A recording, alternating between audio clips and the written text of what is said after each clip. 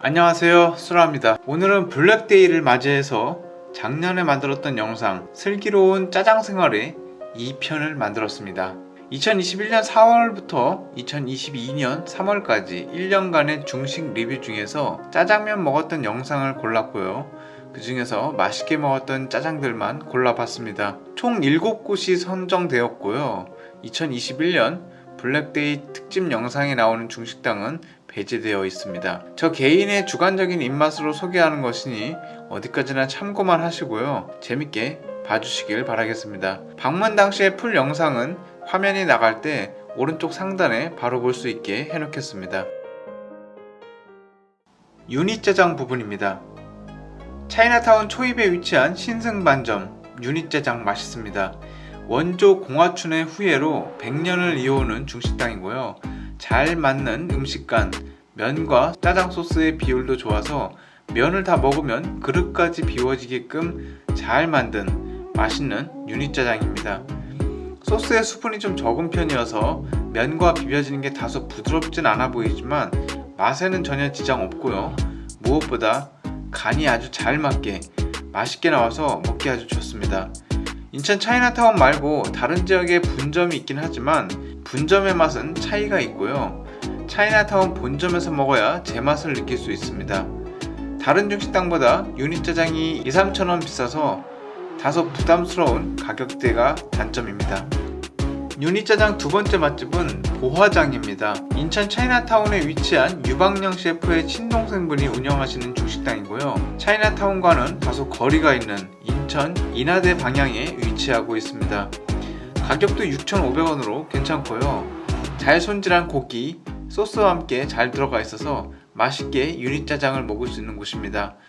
짜장면의 면발이 초반엔 좀 굳은 느낌이 들고 뭉쳐 있었던 점이 좀 아쉽긴 했었지만 결과적으로 잘 비벼지는 편이었고 소스가 충분히 면발을 커버해줘서 괜찮게 먹었던 곳입니다. 간짜장 부분입니다. 우선 소개할 곳은 부산에 있는 옥성반점입니다. 오랫동안 중식당을 운영해 오셨고 많은 분들이 매장 곳곳에 추억을 남기고 간 흔적이 인상적인 중식당입니다. 면발은 조금 가는 편이고 소스가 간짜장이 기본을 갖추되 맛이나 농도를 낮춰서 부담감을 많이 줄였습니다. 그렇다고 맛이 덜한 것도 아니고요. 차분하면서도 진정된 간짜장 맛으로 먹으면 먹을수록 점점 마성의 매력이 느껴지는 간짜장이었습니다. 면이 가늘어서 양이 좀 적게 느껴질 수는 있지만 제대로 나오고 있고요. 멀리서 가시는 거라면 간 김에 곱빼기로 드시고 오시면 좋을 것 같습니다. 최근 먹었던 간짜장 중에서는 가장 인상 깊었던 곳이에요. 간짜장 두 번째로 소개할 곳은 영화반점입니다. 오래된 것에 비해서는 많이 알려지지 않았지만 손님이 오고 나서 정성스럽게 만들어내준 간짜장은 보기만 해도 내공이 느껴지는 곳이었습니다.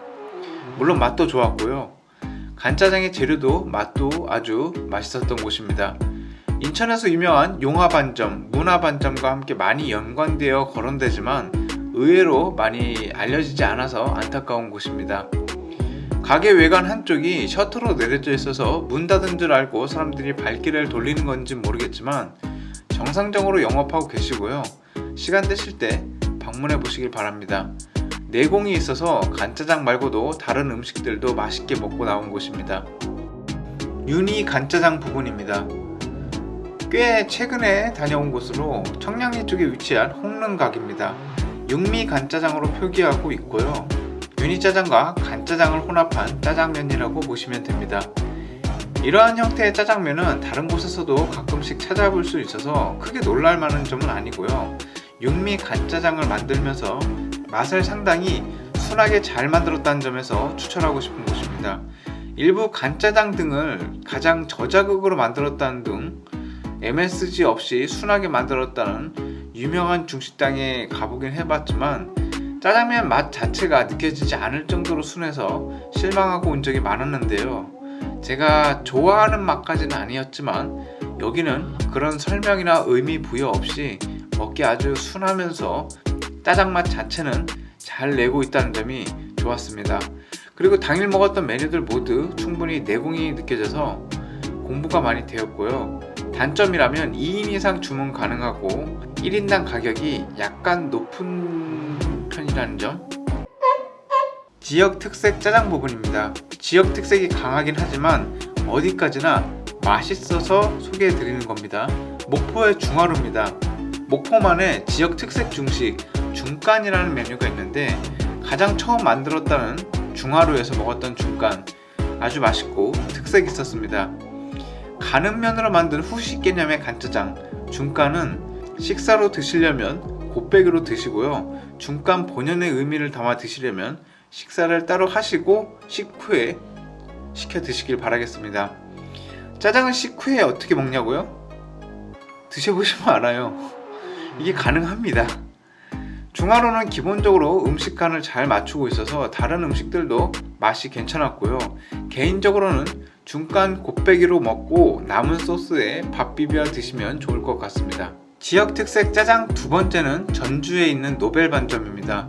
전주와 그 주변 지역만의 중식 물짜장이라는 메뉴가 있는데 이게 쉽게 말하면 짬뽕 맛 짜장이라서 한국 사람들이 아주 좋아할 만한 그런 중식입니다.